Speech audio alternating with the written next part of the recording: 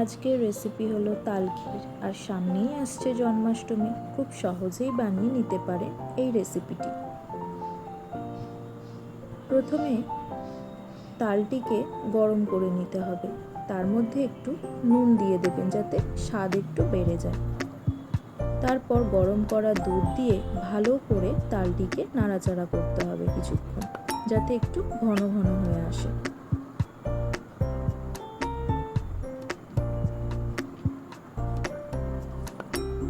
তারপর কিছুক্ষণ ফোটানোর পর দিয়ে দিতে হবে কুটোনো নারকেল, পরিমাণ মতো মিষ্টি। যারা চিনি খেতে বেশি ভালোবাসেন তারা তাদের পরিমাণ মতো মিষ্টি দিতে পারেন।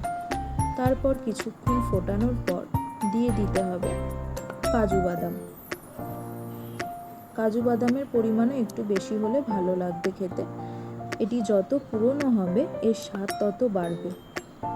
এই জন্য তাল ক্ষীরকে রেখে রেখে খাওয়া হয়, যাতে যত পুরনো হবে এই জিনিসের স্বাদ তত বেড়ে যাবে।